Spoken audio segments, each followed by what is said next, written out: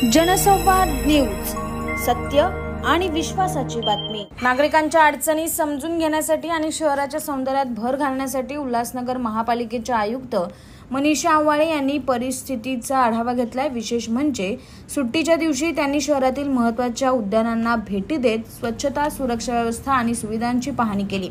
त्यांच्या या कृतिशील दृष्टिकोनामुळे प्रशासनातील सकारात्मक बदलांचे वारे वाहू लागले आहे।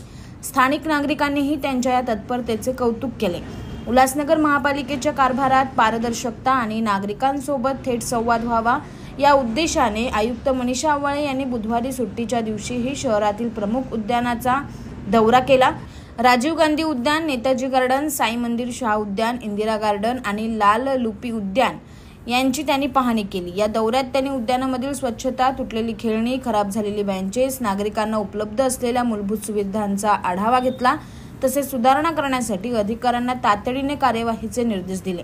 निरीक्षणादरम्यान आयुक्त मनीषा आव्हाळे यांनी अधिकाऱ्यांना उद्यानामधील स्वच्छता नियमित ठेवावी, लहान मुलांच्या खेळण्यांच्या सुविधा सुरक्षित कराव्यात, दुरुस्तीच्या प्रतीक्षेत असलेल्या सुविधा त्वरित कार्यान्वित कराव्यात, नागरिकांसाठी उत्तम बसण्याच्या सुविधा आणि हिरवाई राखली जावी असे स्पष्ट निर्देश दिले। त्यांच्या या प्रत्यक्ष हस्तक्षेपामुळे प्रशासनाची गती वाढली असून लवकरच शहरातील उद्यानाचे सौंदर्यीकरण होणार आहे।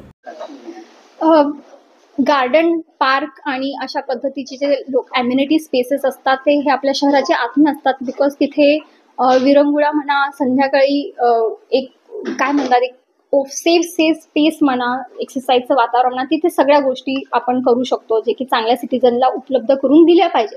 त्या अनुषंगाने गार्डन हे माझ्यासाठी, पार्क्स हे माझ्यासाठी खूप महत्त्वाचा विषय आहे, प्रायोरिटीचा विषय आहे। आणि सुट्टीचा दिवस जरी असला, मला थोडासा वेळ कमी मिळत होता म्हणून मी त्या दिवशी पाहणी केली।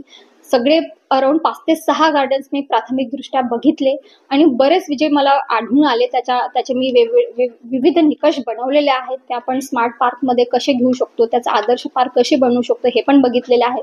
मग तिथे सुरक्षा रक्षक असतील, माळी असतील, CCTV असतील, पाण्याची व्यवस्था असेल, इतर सुशोभीकरण असेल, कंपाऊंड वॉल आहे, तिथे अतिक्रमण तर झालेलं नाही आहे, झाडाचं लँडस्केपिंग कसं झालं पाहिजे, आतापर्यंत किती निधी गेला होता, आतापर्यंत कशा पद्धतीनं त्या निधीचा विल्हेवाट झालेली आहे, कशा पद्धतीचा उपयोग आपण करून दिलेला आहे। जर मला कुठे आढळून आलं, मी त्याची चौकशी कमिटी बसवलेली आहे। त्या चौकशी कमिटीने मला अहवाल 15 दिवसात देणं अभिप्रेत आहे। मी त्यानंतर मात्र कडक कारवाई करणार आहे आणि तिथे न थांबता ते आपले गार्डन, आपले पार्क कशा चांगल्या पद्धतीने आदर्श होऊ शकतील ह्याच्यावरती नक्की मी प्रक्रिया ह्या बजेटमध्ये पण सुरू ठेवणार आणि पुढेही करणार। सो होपफुली विदिन अ इयर्स टाइम आपले हे जे पार्क आहेत ते चांगले स्पेसेस म्हणून ओळखले जाऊ शकतील। वॉकिंग ट्रॅक असू दे, योगा असू दे, किंवा निवांत एक असं स्थळ जिथे एक निसर्गरम्य स्थळ म्हणून ओळखलं झालं पाहिजे आणि सगळ्यांना हवं असं वाटलं पाहिजे, असं वातावरण निर्मितीचं एक कारण आपण पुढे इच्छितोय करण्याचा। Thank you so much. Akash Sahane, Jansamvad news, Ulhasnagar.